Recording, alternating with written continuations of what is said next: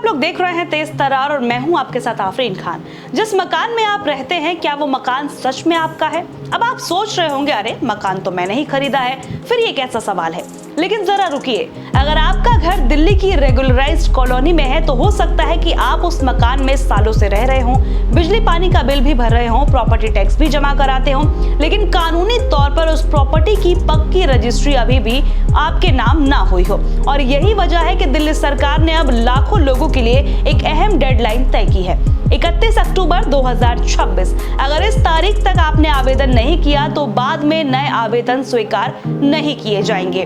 तो आखिर ये पूरा मामला क्या है, आइए आपको आराम से समझाते हैं। देखिए, रेगुलराइज्ड कॉलोनी क्या होती है, सबसे पहले ये समझना जरूरी हो जाता है, तो इसका जवाब मैं आपको देती हूँ।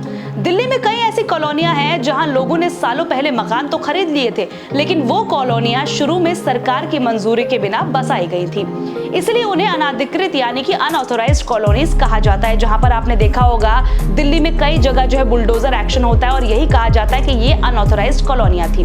बाद में सरकार ने इनमें से 1511 कॉलोनियों को रेगुलराइज कर दिया, यानी सरकार ने इन कॉलोनियों को मान्यता दे दी ताकि यहाँ रहने वाले लोग अपने मकानों का कानूनी मालिकाना हक हासिल कर सके।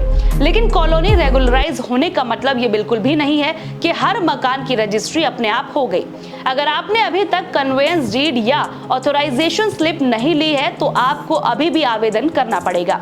अब सवाल यह है कि आखिर कन्वेंस डीड आखिर होती क्या है, इसका जवाब भी सुन लीजिए, आसान भाषा में आपको बताते हैं। ये वो सरकारी डॉक्यूमेंट है जो साबित करता है कि अब उस प्रॉपर्टी पर कानूनी मालिकाना हक आपका है, यानी कि फ्यूचर में अगर आपको घर बेचना हो, बैंक से होम लोन लेना हो या अपने बच्चों के नाम प्रॉपर्टी ट्रांसफर करनी हो तो यही डॉक्यूमेंट सबसे ज्यादा काम आएगा। अब बात करते हैं कि आखिर इसके लिए आवेदन कैसे करना है, तो ये भी मैं आपको बता देती हूँ। सरकार ने पूरा प्रोसेस ऑनलाइन कर दिया है, तो सबसे पहला स्टेप है, देखिए सबसे पहले आपको क्या करना है, पीएम उदय पोर्टल पर जाकर अपना रजिस्ट्रेशन आपको करना होगा। इसके बाद मोबाइल नंबर डालकर आप आगे की जो प्रक्रिया है उसे पूरा कीजिएगा। उसके बाद आपको एक केस आईडी मिल जाएगी। इसके बाद आपकी प्रॉपर्टी का जीआईएस सर्वे होगा, यानी सरकारी टीम आपके प्लॉट और मकान का डिजिटल रिकॉर्ड तैयार करेगी। अगर सब कुछ सही पाया गया तो आपको पीएम उदय प्रॉपर्टी कार्ड जारी कर दिया जाएगा। दूसरा स्टेप क्या होगा वो भी बता देते हैं। अब एमसीडी स्वागम पोर्टल पर आपको लॉगिन करना होगा। यहाँ अपनी केस आईडी डालकर आवेदन पूरा करना है। इसके साथ ही आपको अपने पुराने प्रॉपर्टी डॉक्यूमेंट्स भी अपलोड करने होंगे, जैसे कि GPA, agreement to sell, will और मकान का नक्शा।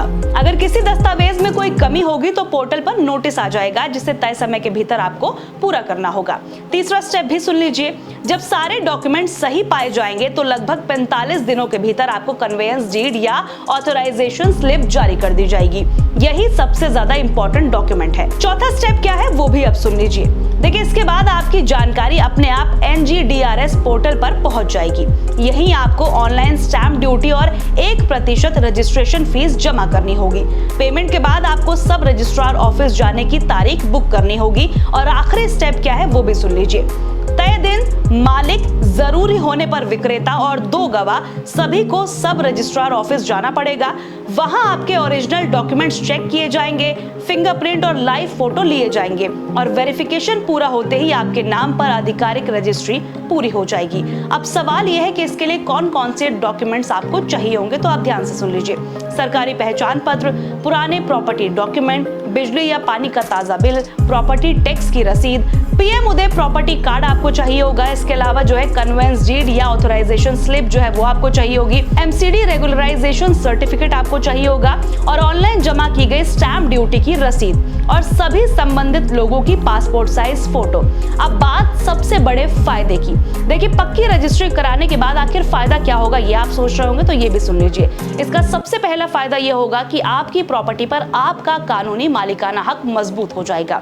दूसरा, भविष्य में बैंक से होम लोन या कुछ और अगर आपको चीजें चाहिए तो वो काफी ज्यादा आसान हो जाएंगी।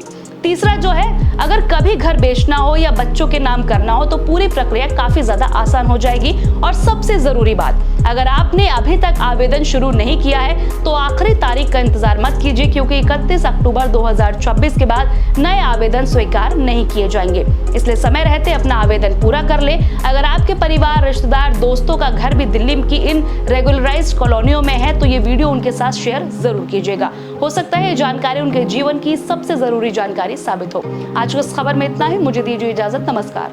अगर आपको हमारी ये वीडियो पसंद आई हो तो इसे लाइक एंड शेयर करना बिल्कुल भी ना भूलें। इसके साथ ही हमारे चैनल तेज तरार को जरूर सब्सक्राइब करें और हाँ, बेल आइकन को दबाना बिल्कुल भी मत भूलिएगा, जिससे दिल्ली से जुड़ी तमाम खबरों की नोटिफिकेशन सबसे पहले आप तक पहुंचे।